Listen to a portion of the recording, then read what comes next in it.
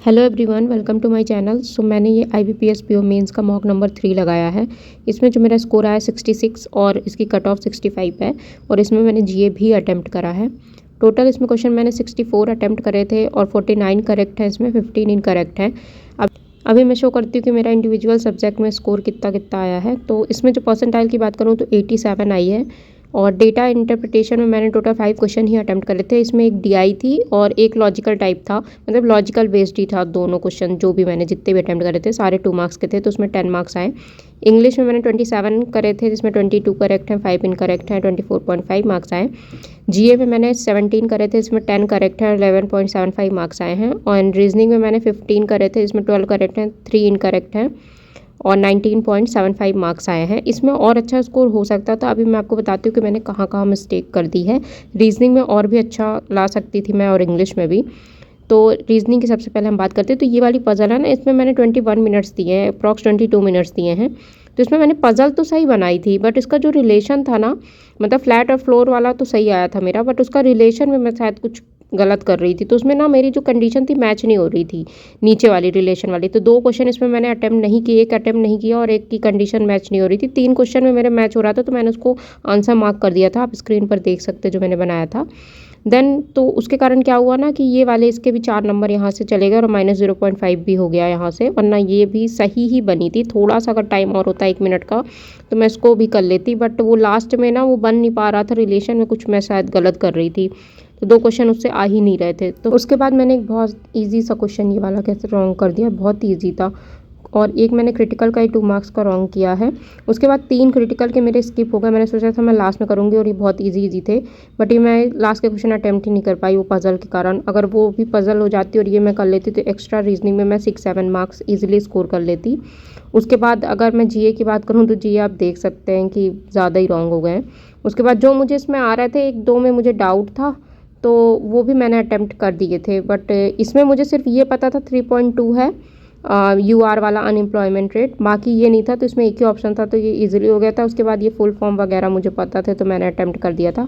उसके बाद मुझे लगा KYC के रेगुलेशन RBI देगा, बट ये RBI ने नहीं दिया था। उसके बाद ये क्वेश्चन मैंने पढ़ा हुआ था, बाकी इनमें मुझे डाउट था। तो जिसमें डाउट होता है वो ऑलरेडी मेरे रॉन्ग ही होते हैं, मुझे नहीं लगाना चाहिए।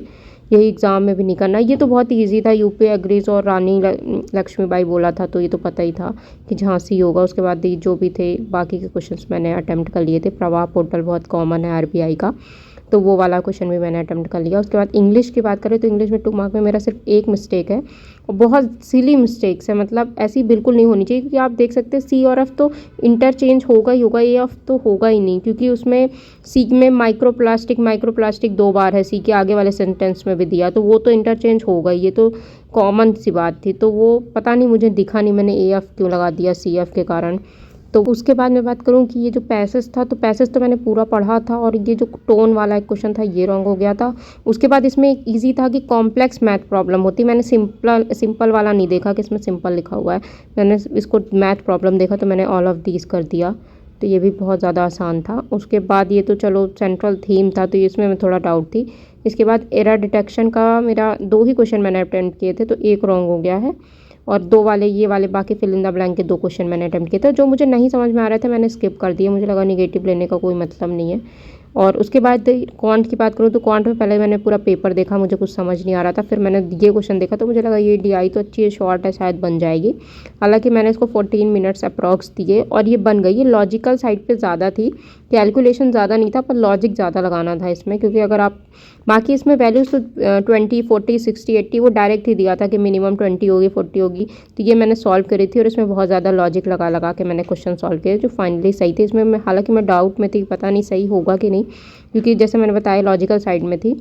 और इसके बाद एक क्वेश्चन और था, ये ऐसे टाइप में था, PQRS एक नंबर है और उसमें लास्ट वाली लाइन थी कि R is equal two cube of S। तो S में ऐसा था कि ये नंबर जो इवन प्लेस पे है वो सेम होंगे और ऑड प्लेस पे सेम होंगे। तो S पे अगर हम 1 लेंगे तो सारे नंबर सेम हो जाएंगे, पॉसिबल नहीं था। 2 लेंगे तो ही 8 क्यूब आएगा और नंबर बन रही थी। 3 लेंगे 27 हो जाएगा, नंबर ज़्यादा हो जाएगी, 4 डिजिट की ही चाहिए थी। उसके बाद उसमें चाहिए था कि एक ऐसा 3 डिजिट नंबर, इसको डिवाइड करने पर कुछ भी रिमाइंडर ना बचे। तो मैंने क्या किया, पहले कि मैंने 2, 3, 4 ऐसे वैल्यू रख के उसको डिवाइड करना कि कहाँ पे आ रहा है। तो 11 पे जब मैं कर रही थी तो 11 पे वो सॉल्व हो गया था। कि 11 पे कोई भी रिमाइंडर, फिर उसको मैंने अर्थमेटिक प्रोग्रेशन पे भी डाला तो अर्थमेटिक प्रोग्रेशन से भी वो हो गया। देन उसके बाद ये क्वेश्चन मैंने करे टोटल 5 क्वेश्चन, तो 10 मार्क्स यहाँ से आ गए और ये टोटल था मेरा स्कोर जो भी आया। अगर आपने भी कोई मॉक दिया हो तो अपना स्कोर शेयर करना, और भी कोशिश करूँगी मैं मार्क्स इंक्रीज़ करने की, जितने अच्छे यहाँ प्रैक्टिस हो जाएगी उतना अच्छा है। अभी क्वांट में मुझे ज़्यादा मेहनत करनी है, मैं कर भी रही हूँ। कोशिश यही करेंगी कि क्वांट में जितने क्वेश्चन करूँ करेक्ट करूँ, एटलीस्ट कट ऑफ सेक्शनल तो निकले क्वांट का। बाकी तो मुझे है कि मैं बाकी सेक्शन में तो कर ही लूँगी ठीक ठाक, बट क्वांट की मुझे ज़्यादा टेंशन है। तो ये छोटा सा वीडियो, अगर आपको वीडियो अच्छा लगा होगा तो like share and subscribe to my channel. Thank you so much.